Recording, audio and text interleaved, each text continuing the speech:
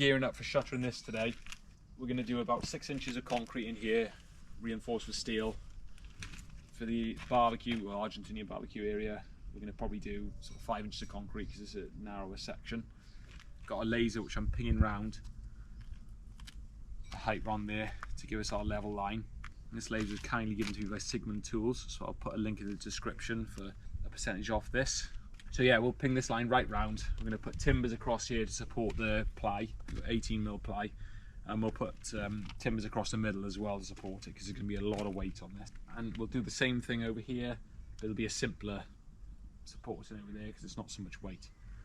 But the idea is to get this concrete to come right through on there, so it's one big pad, say all steel reinforced. So we'll get fixing some timbers now and then drop the ply on. So we'll check back in again in a bit. Right, so we've fixed some supports all around the edge of this, and we'll drop this 18mm ply in that we cut now. I think it's 18, it was in the shed. Yeah, it is 18. So we'll drop this 18mm ply in there now to sit on that. We've also done some supports for the grill here. So I made a bit of a mistake on this one really, because I should have cut a hole in the blockwork so we could get into it and support it. So I might have to put some supports in before the ply goes on, but it's not a huge area, so we're alright. This is the main one. I'll put a load of wedges in after now for the middle and everything.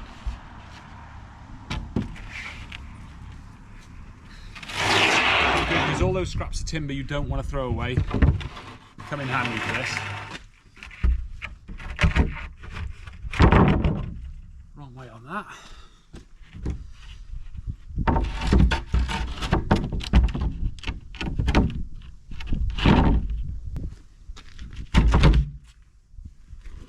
Bit of gentle persuasion on the back.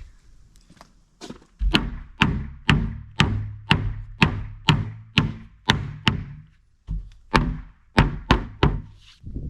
mean, it's probably going to be a bit of a task to get it out, but if it never comes out, it's not really going to bother me too much.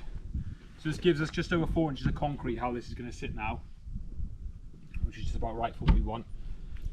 So the next step now is we've got to shutter up this little front gap here, and then we can start dropping our mesh in and then looking at concreting after lunch.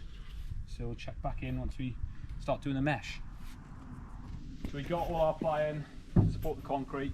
We've got this little bit of ply in here with a few props under this because obviously we can't get to it. I can't be bothered to cut a hole in it to get under there. I'll probably cut that afterwards, so I might make that a little storage area under there. So now we're going to just put our supports in under this, which is quite a weight of concrete. So I've got a bit of steel bars here. I mean, am I going to be able to get out here after I've done this? I don't know.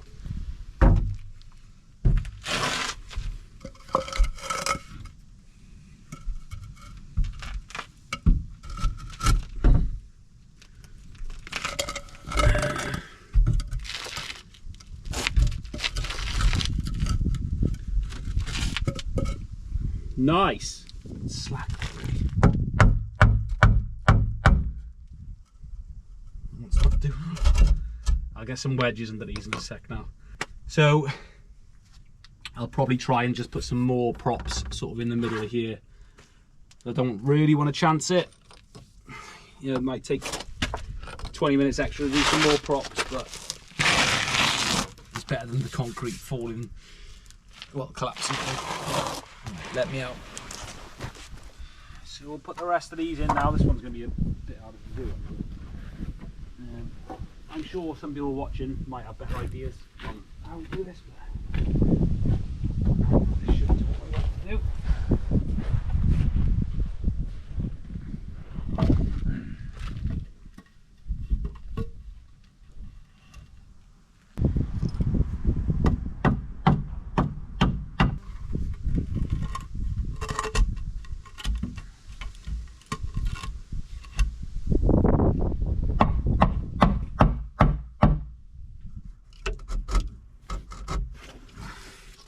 So we've just got some wedges in here now.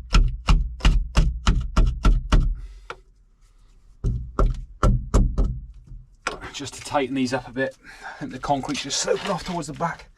Not sure we put the concrete in. So yeah, once these are in, we can just cut our mesh. I can't see this going anywhere, to be honest. And the good thing is these will be nice and easy to knock out. if you put anything in without wedges, or if they're not on an angle, or just sometimes you put shuttering in, you just cannot get it out afterwards. So this is all good. So yeah, enough shuttering in there now, and braces and everything. That'll hold the concrete we want. So we'll get to work now, cutting our mesh. I think we're going to do 2 layers of mesh on this one, 1 layer of mesh on this one, because my mesh isn't really thick. So we'll double up on it, I think.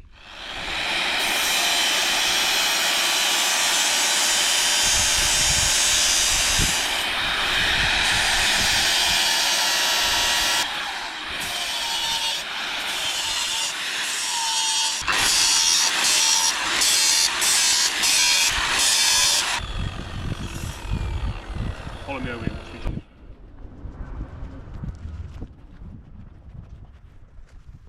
So just dropping all this mesh into here now, which we cut.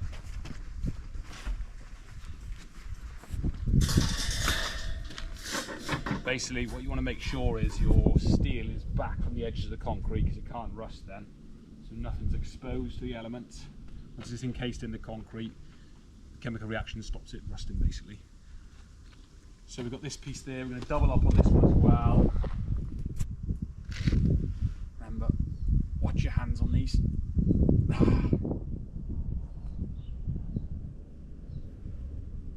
It can get very sharp.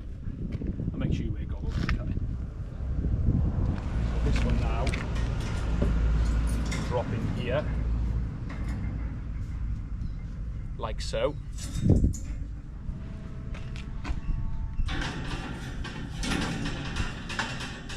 So we'll sit this there like that.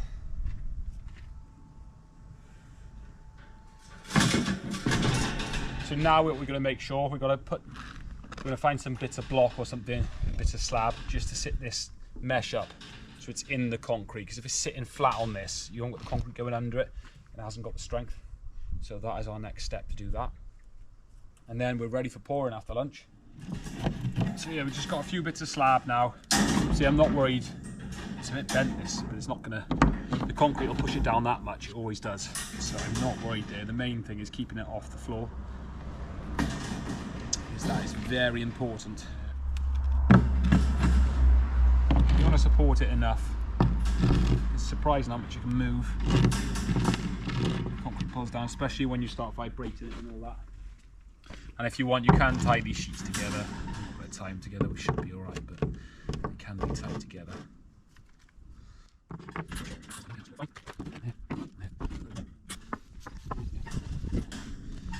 As you see, that's not going to pull down now. Yeah, these bits will pull down. You can tie these if you're a bit worried about them, but that'll pull down the concrete. So we will get ready for pouring now. So we've got some concrete mixed up. This is all in, all ballast, sand and stone mixed together. So it's about 6 to 1. So we're going to start filling this up now. Probably a bit sloppy this one is, so we'll try and stiffen it up on the next one. Luckily we've got a big diesel mixer here, so it makes light work of mixing it all.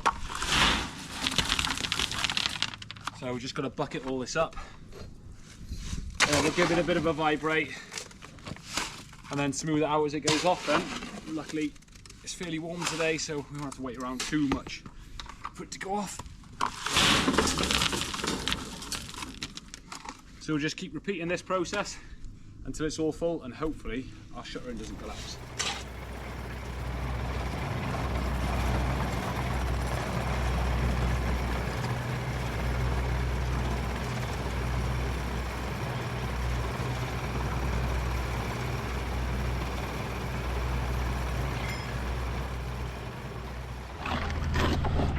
So last couple of shovels in the back of here now.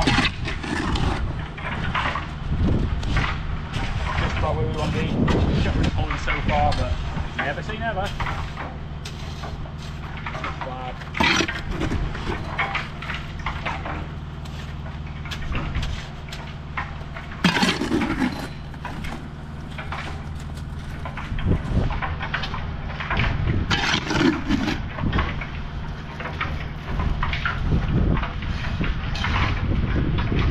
Try and give it a bit of a screed off. Just give this a bit of a screed off. Now,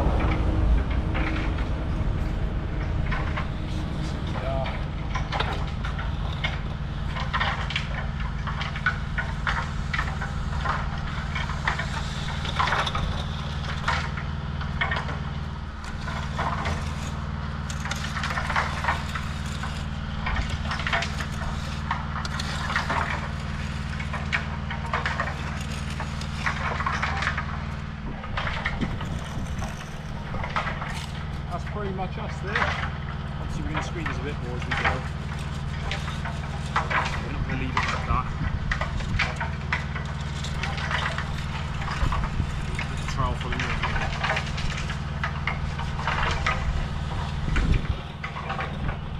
It isn't bad for what we want for now. Obviously this might go down a bit now as well. When we vibrate it, try and get on the steel and give it a vibrate. So just vibrating this steel now, just all the air bubbles out.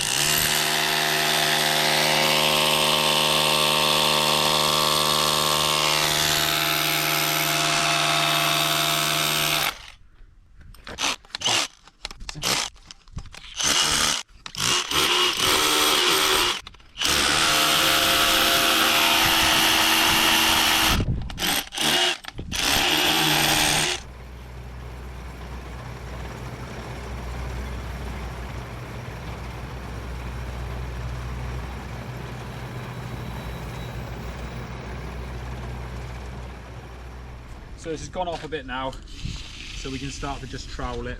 It's not gone off loads. So the more we trowel it like this, the better it's going to be, a harder finish on top.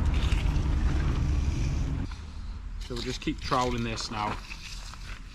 We'll probably leave it go another couple of hours then, and then trowel it again. And it'll be rock hard on top then, there'll be no dusty surface or anything like that on it then.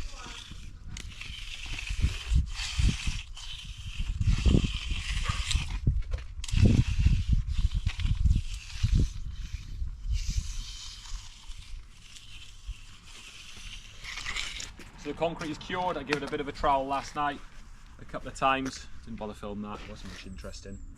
So we'll take a bit of shuttering down now, just because I want to get on with this stonework from here now.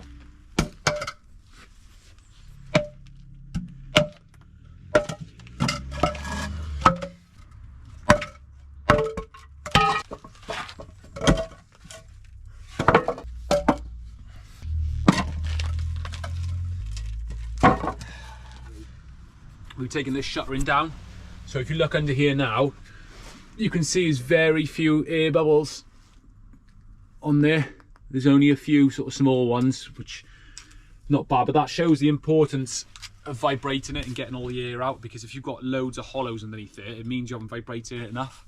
If you're gonna end up with a smoothest finish like that, you've got nice strong concrete. I'm not showing the footage of where I cut the ply out because ply wouldn't come out basically, so I had to use a circular saw in there.